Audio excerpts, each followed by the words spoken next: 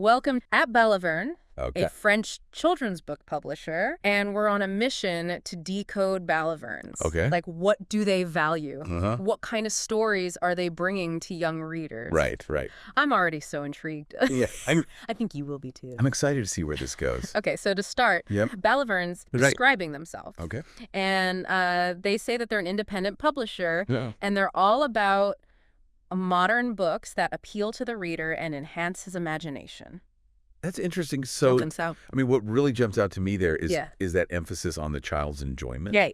You know, it's subtle, Yeah. but it's there. Mm-hmm. They're not talking about, like, books that adults think are good for kids. Yeah. They're focused on what captures a child's imagination. Yeah. Which suggests to me an editorial team that really understands Oh, yeah. how children engage with stories. Totally. And then they really stress this idea of originality. Okay. Like they want to discover new talents, Right. create new graphic or literary worlds, Yeah. really focus on creativity, humor, games. So they're not afraid to be a little bit. They're not afraid to be a little bit quirky, which I find refreshing. Yeah, like they're pushing against this idea of children's books being, you know, Formulaic. or predictable. Yes, totally. They're looking for stories that surprise and delight, Yes. that break new ground. Strong themes emerge. Oh, yeah. Ecology and nature are huge. Yeah. We've got le héron bleu, that's the blue heron. Okay. Nénette de la grenouille verte, Nénette the green frog. Got it. Écoute, which is listen, Mm-hmm. even nights going green. Oh, wow. In Les Chevaliers de l'île de la Table Ronde, which is the Knights of the Round Table Island. Okay. And that one even has a whole charter at the end to get kids thinking about their environmental impact. So that's interesting. Yeah. Balivernes seems to be tapping into Yeah, this growing concern for the environment, particularly among younger generations. totally. Children's literature has always had, you know, a strong connection to nature, but in recent years, Yeah, it's really become a focal point young people are increasingly aware of, yeah. you know, environmental challenges. Absolutely. It seems like Balivernes is really tapping into that and using storytelling to foster Yeah.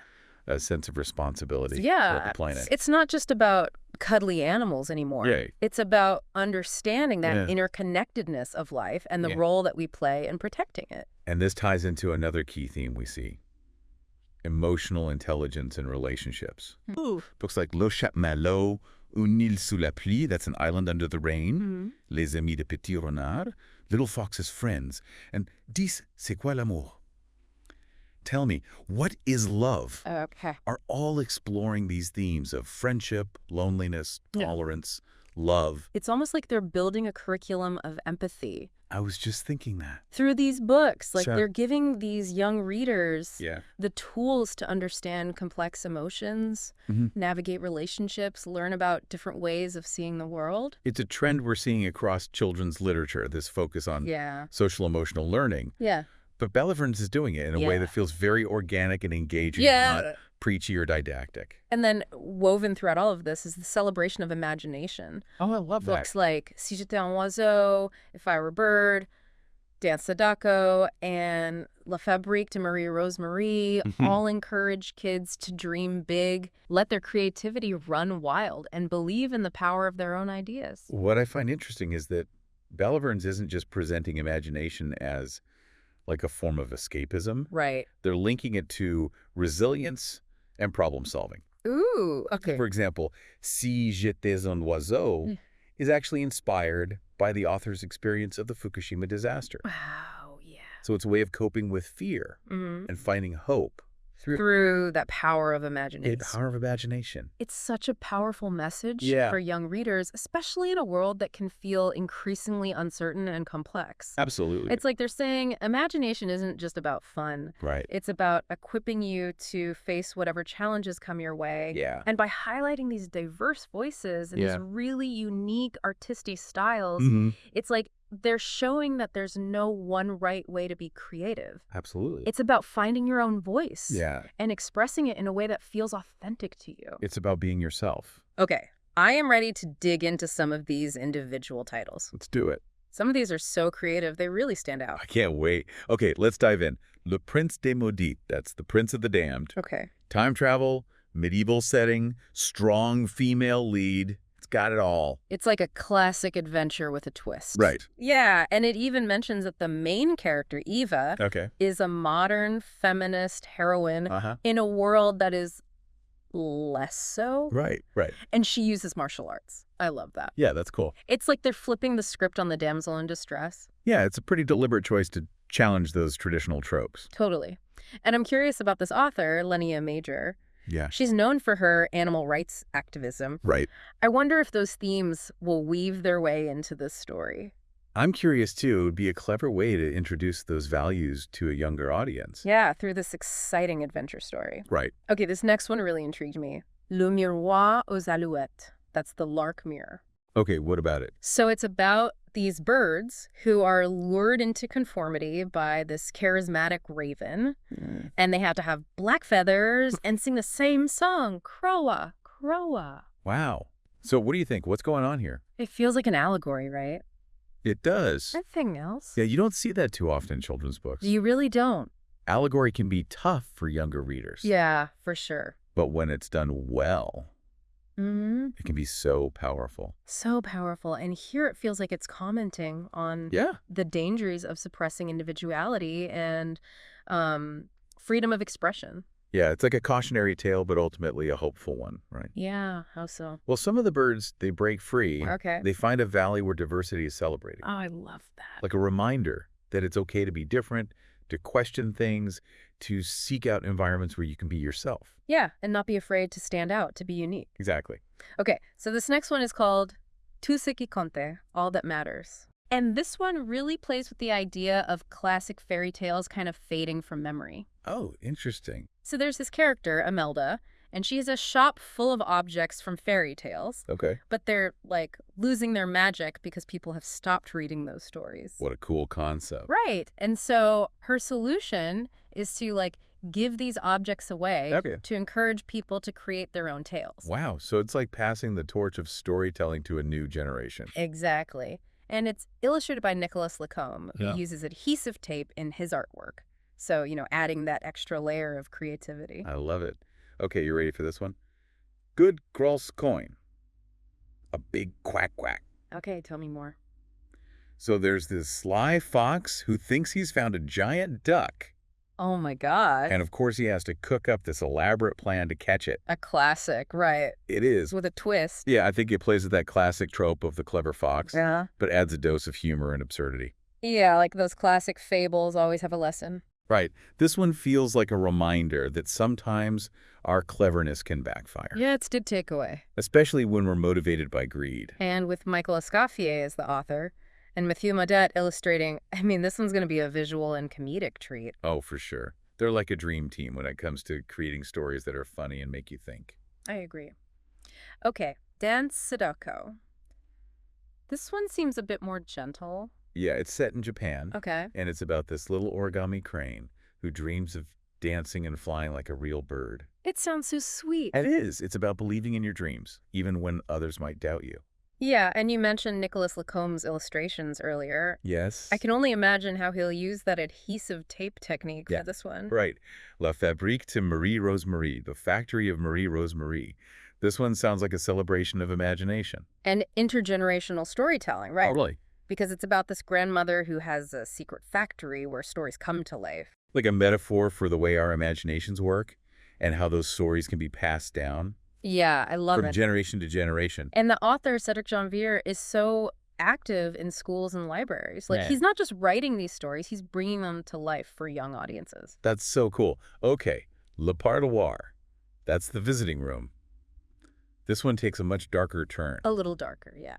We're in a prison now, and the protagonist, Jan, is serving time for murder, but he refuses to speak. Ooh, the silence, right. Exactly. What is he hiding? It makes you wonder, right? Yeah. What led him to this point? And the fact that he murdered his girlfriend's father Yeah. adds a whole other layer of complexity, right? What were the circumstances? Was it an act of passion, revenge? Right. So many questions. So many questions, yeah. And knowing Eric Sandwesson's work, this is going to be a really nuanced exploration of guilt, responsibility, and the complexities of human relationships, even within this really harsh environment of a prison. I agree. Okay. Ready for dystopian future. Les enfants de Gaia, the children of Gaia. Hit me. Adults have gone mad with greed, and the children have to save the world. Oh, wow. Okay. This feels really relevant, right? Yeah. With all the anxiety around the future of our planet. Yeah, it's a stark premise. It is. But it's also powerful. Yeah. Like a call to action for young readers. It'd be the change, right? Exactly. Step up. And they're searching for the black pearl, the last oyster, with the power to lift a curse. Ooh. There's that element of myth and fantasy woven in. Yeah. So even in this kind of bleak world, there's still this sense of hope. Yeah, that's powerful. Okay, let's shift gears a little bit. Si j'étais un oiseau, Right. if I were a bird, Okay. explores this beautiful bond between a father and son as they imagine the freedom of flight. Sounds heartwarming. Remember how we talked about the author's experience with the Fukushima disaster? Yes. Well, this poem is inspired by that. Oh, wow. It's finding beauty and hope, even in the face of tragedy. Exactly. And the illustrations are described as having these like simplified forms and vivid colors, really capturing that sense of wonder. So we're seeing that resilience come through. Yes. Okay, this one caught my eye. Dis c'est quoi l'amour? Tell me, what is love? Okay. It's Little Rabbit asking all these different animals what love means to them. Oh, that's a cute approach. It's so much better than just, giving a dictionary definition. It really is. It lets kids see how love shows up in so many different ways. It's so true. And they get to think about what love means to them personally. I love that. And it's illustrated by Romain Lubiere. Okay. His work often explores the connection between humans and nature. Oh, so he's visually reinforcing that idea that love is all around us. I love that. Okay, ready for a blast from the past. Rustine Inventus. Rustine, the inventor. Okay, tell me more. It's a collection of comics that originally appeared in a magazine back in 2009. Oh, cool. It's about this quirky inventor and her wacky contraptions. I love when publishers bring back these kind of hidden gems. Yeah, it's like opening a time capsule. Right, and giving a new generation a chance to discover them. And with Michael Escoffier writing and Nini illustrating, this one's going to be a visual and comedic treat. Definitely. Okay, Les Chevaliers de l'Île de la Table Ronde, the Knights of the Round Table Island. This one puts an ecological spin on the King Arthur legend. Oh, that's interesting. So how does that work? Well, the knights are battling over water. A precious resource. Yes. And they end up destroying the very river that sustains them. It's a metaphor for what we're facing today, right? Exactly. With greed and short-sightedness ultimately leading to destruction. And it includes a charter at the end, encouraging readers to think about their own impact on the environment. Oh, I love that. It's extending the story beyond the page. Right. It empowers kids to be agents of change. And the illustrator, Sylvie Girard, is known for these vibrant colors and intricate details, so it's going to be a feast for the eyes. Oh, for sure. Jusqu'au dernier. Until the last one. This one tackles the loss of biodiversity. And it's told from the perspective of a child who's witnessing the disappearance of these animal species. It sounds heartbreaking. It is, but also very realistic. How so? It shows how we can become desensitized to tragedy, especially when it feels overwhelming or out of our control. Yeah, you kind of shut down. Right. But there's still a message of hope, because the child eventually realizes that they can't stay silent anymore. Oh, good. That even speaking up in a small way can make a difference. It's a reminder that kids can be powerful advocates. Yes, and with Michael Escoffier writing, we know it's going to be beautifully written and emotionally impactful. I agree. And Romain Lubiere is illustrating this one too. Oh, wow. His illustrations will add so much to this story. I think so, conveying that beauty and fragility of the natural world. Okay, from dystopian futures to talking animals to rock and roll cats. We've covered a lot of ground here. We have, but through it all, there's this thread of Balivernes' values. Yeah, they're curating a collection that reflects what they believe in. It's like they're saying, this is how we see the world, and this is what we want to share with young readers. I think that's what makes Balivernes so special. Yeah.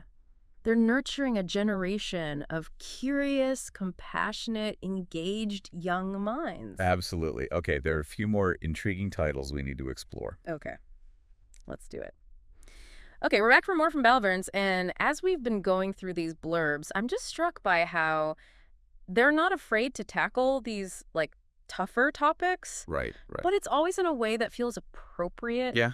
And engaging for those young readers. I think that's what good children's literature does. Right. It doesn't try to shield children from, the complexities of the world. Yeah. It tries to give them the tools to understand it. Totally. Yeah. So let's talk about Pierre Quiroux, Rolling Stone. Okay. And it's a Native American tale featuring Coyote, that classic trickster, ends up breaking a promise to a magical stone. Interesting. So it's a story about the consequences of dishonesty, but also touches on the power of even the smallest creatures to make a difference. And did you notice that little note in the blurb? Which one? That this tale might be an ancestor to the gingerbread man. I did! I love those little, like, literary connections that show how stories evolve and travel across cultures. It makes you realize that storytelling is this, like, ancient, interconnected web that spans the globe.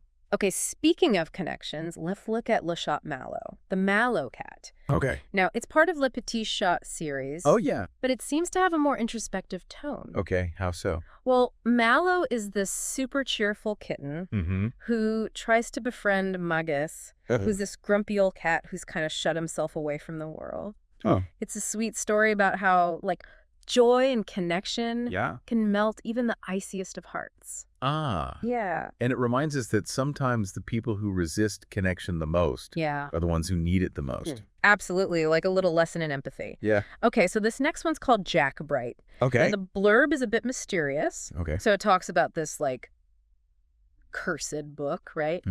Oh, interesting. So it makes you wonder, what's so special about this book? Yeah, what secrets does it hold? What secrets does it hold? Yeah. And then it also mentions that it's targeted at older readers, like 10 and up. Okay. So maybe suggesting a more, like, complex narrative. A little darker, perhaps? A little darker, perhaps, yeah. Ooh, I like that. I'm intrigued. I'm definitely putting this on my to-read list. Me too. Okay, shifting gears a bit.